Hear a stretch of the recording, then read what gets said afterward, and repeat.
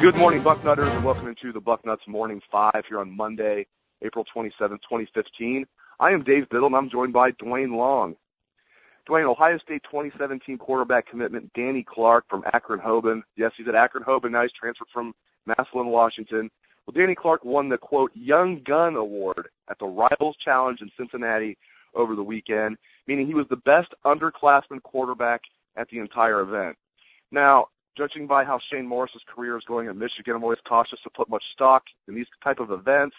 It's obviously much easier, Duane, to throw a football when defenders are not trying to take your head off. When the bullets are flying for real, it's much more difficult. However, this is still good news that Clark looked very good at the Rivals event, because all I keep hearing about the kid, fair or not, is that he's overrated, and Ohio State jumped the gun by offering him so early. So, Duane, what is your take on Clark's camp performance over the weekend? And what's your take on Clark in general as a prospect, most importantly? Well, I'm one of those who thinks we shouldn't have fired this early on him. Danny Clark's a great-looking prospect, but what I've always said about quarterbacks is the most complex position in all sport, and to jump the gun on a guy that early, that's what I call it, jumping the gun.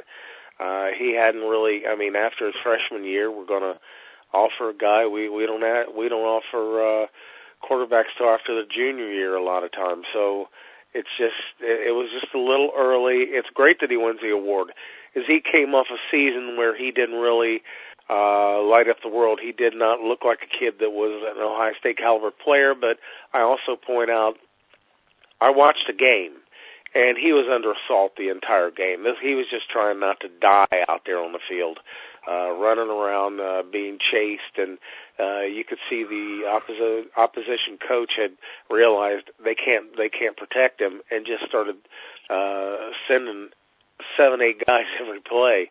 It was pretty much just an all-out assault. So that has something to do with him moving over. Todd Sibley's a good friend of his. He's a good prospect. I just don't know if he was so good that he should have been offered this early. I think that this camp, it just says that in 7-on-7s, if you just let him stand back there and throw the ball, that he could deliver. And, that's a real good sign. We'll see what happens this year. He's in a different situation, and I have high hopes for him.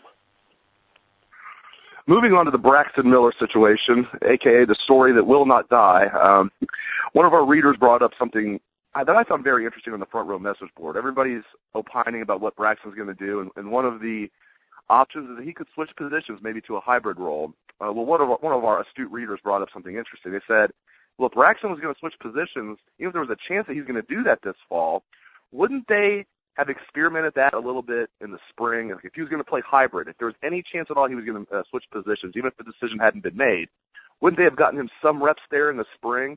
We saw he can run fine, as we saw at halftime of the spring game. He ran that 40-yard dash and looked good doing it, even though Ezekiel beat him out. But still, Braxton obviously can run just fine now.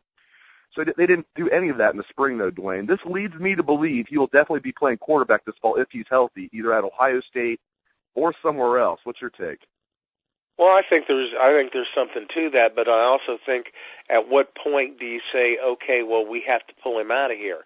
Eventually, pads are going to come on, and people are going to start hitting, and that's when you're going to shut him down anyway.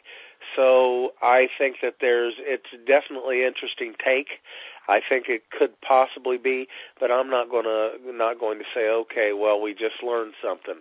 It's possible we learned something from that. It at least puts the thought in your mind, if they were going to move him over, they would have before the contact started. But then the other thing kicks into my mind.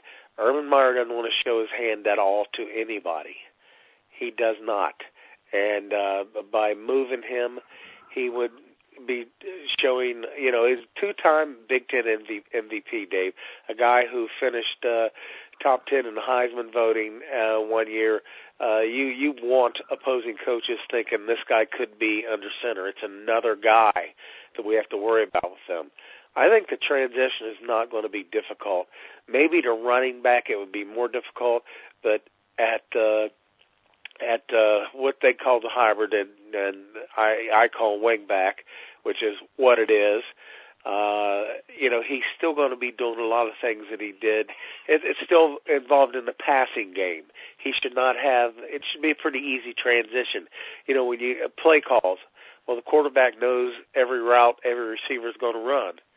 So it isn't like you would throw him out there and he'd go, okay, what am I supposed to do on this play? He already knows what he's supposed to do on that play. He's got hands, never been a fumbler. So I'm just not that convinced. I think it's a possibility, but I'm not that convinced that it's that's what's going on, that we learned that he's going to stay at quarterback. I think it's important to point out that even though we're not privy to the fact that Braxton might have worked at other positions, we don't know that he worked at other positions. They could have done it behind closed doors and not told anybody, just kind of keep it secret. Hey, we're going to get you some reps at hybrid. So just because we think he didn't get any reps at hybrid or other positions this spring, maybe he did. Urban Meyer's very coy. Maybe they did work some of that in. We don't know, but we will find out this fall what's going to happen with Braxton Miller, whether he's going to be quarterback at Ohio State, playing a different position at Ohio State, or taking his craft elsewhere. On the recruiting front, 2017 wide receiver Keyshawn Johnson Jr. told our Bill Kurlick he will definitely make an official visit to Ohio State this fall, likely for the Michigan State game. This item was included in Bill's What I Am Hearing column that has already been posted to the site for subscribers, so make sure you check that out. Duane and I are going to talk a little bit more about Keyshawn Johnson Jr. here. So, Duane, in addition to having a famous father, of course, Keyshawn Jr. is the cousin of Ohio State wide receiver Michael Thomas. And Keyshawn Johnson Jr. told our Bill Kurlick that he and Michael Thomas are, quote, basically best friends. Now, looking at the crystal ball, Ohio State is dead even with USC, with both schools receiving 45% of the vote. Johnson is also interested in Alabama, Nebraska, and several other schools. Duane, my question to you, are you confident about the Buckeyes landing Keyshawn Jr.? I think we're right in there, just listening to his dad. Haven't listened to Keyshawn Jr. himself, but his dad seems to like what he's seeing at Ohio State. He's been part of a winning program. I don't think he's that attached to USC. I think that I'm not going to be surprised that this does come down to Dad's alma mater and Ohio State.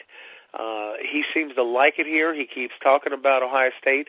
I just watched his film. I think it was a Thursday or Friday I watched his film. I was impressed with the kid. Makes plays, very aggressive on the ball. I love seeing that in a split-end candidate. Goes up between defenders. I've seen him double-teamed, and he's going up and making plays between defenders. Not afraid to go across the middle. I really love him. I'd love to see him in scarlet and gray. So, and I think we're going to be in it right to the end. I don't know if he has that attachment to USC that his dad might.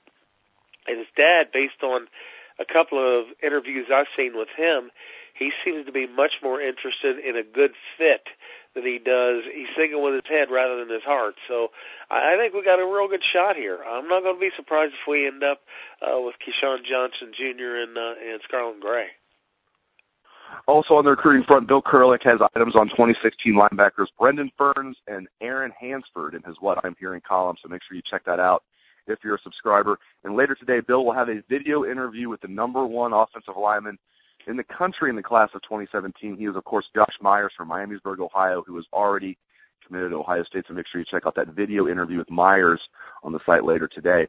Also on the site later today, I will post an in-depth interview with Ohio State offensive coordinator / O-line coach Ed Warner. Coach Warner talks about the offense as a whole, what adjustments might be made this season. He discusses the quarterback situation, of course, and he gives insights on the offensive line. Again, our interview with Coach Warner will be posted on the site later today, and you will not want to miss that. Thanks to the insights of Duane Long. He always comes strong, and thanks to all of you for listening to the show. I really appreciate it, and I hope you have a great day. Take it away, best damn band in the land.